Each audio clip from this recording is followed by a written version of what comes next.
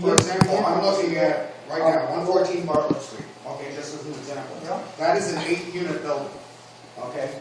Even at $500 a month, let's say, per unit, just for simplicity, okay, for 8 units, okay, that is still a significant amount of money that will allow them to actually maintain these buildings, and if they actually maintain these buildings, You're making some when the serious problem assumptions. hits, there wouldn't be that much of a problem.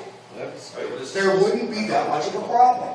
But what has become the problem is that the landlords are collecting the money, okay, they're citing property taxes, they're citing fees, they're citing landlords not paying, tenants not paying rent, okay, and they're being allowed to slide when these defects that are in these buildings should not be allowed to pass in the first time.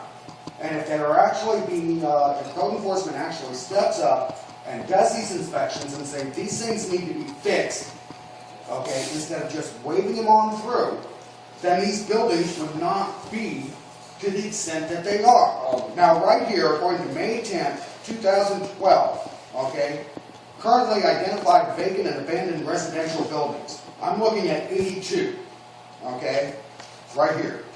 Now, most of these, the majority of these, are multi-unit buildings. And these buildings are getting torn down, they're vacant, they're not being secured properly, okay? And yet, when they do get torn down, we're losing multiple family housing, and where are we going to put these people? Let me give you some information. Number one, what we can do, we can't go in and repair a porch. Hey, Ed, one second. Let me lay some ground rules here. Because I understand this is a heated topic. This is something that everybody's passionate about. These meetings are what I need to know. What are the issues? I don't need to know the specifics, the details. I understand that you guys are passionate about this stuff, and some of it is people feeling like they're not getting what they want, what they need, all of that stuff. But when we have these meetings, and these guys sitting in the back here, they're representing the city, for them to be in this meeting is awesome, because these kind of meetings, a lot of times it turns into that, like, this is code enforcement guy, and I've been wanting to say this for a long time.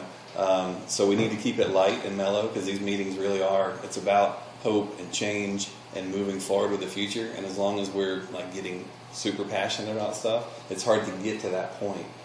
So just let me lay that out there. Let's all just kind of keep our cool here. I know it's hot in this room, but so we'll go through this process.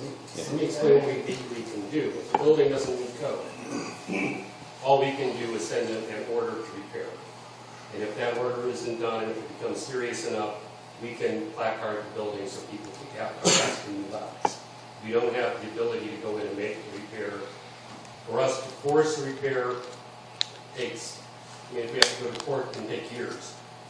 Well, the problem is the ability of the landlord to pay. And again, that's part of it too. That's why a number of these buildings are empty. Why do we have all of these vacant buildings? And some of these are vacant because landlords have simply walked away from them. They walked away from them through bankruptcies and through foreclosures or through threatened foreclosures. So that's part of the problem. They make some bad choices, problem. Did they pay too much for a building? Maybe. Did they fail to do energy efficiency improvements? Maybe. But those are choices that landlords make. We have no control over. So all we can do is come in after the fact. And the reason those buildings are vacant is people have walked away from them. Banks have threatened foreclosure. They've gotten so far behind on the mortgage that they've walked away. In some instances, we've placarded them as unsafe and moved people out. Yeah, I just, as a professional meeting facilitator, I wonder if I could actually propose 2 specific ground rules that we could all agree to. One would be, we call it step up and step back, which is, if you find yourself speaking quite a bit in this meeting and there are a bunch of people around the table, for you to step back. And if you're in this meeting and you're finding yourself not pushing yourself to contribute. And then the second piece, just around no crosstalk. I think that's really important, that when one person is speaking, that we all pay attention to them and respect them and not interrupt them.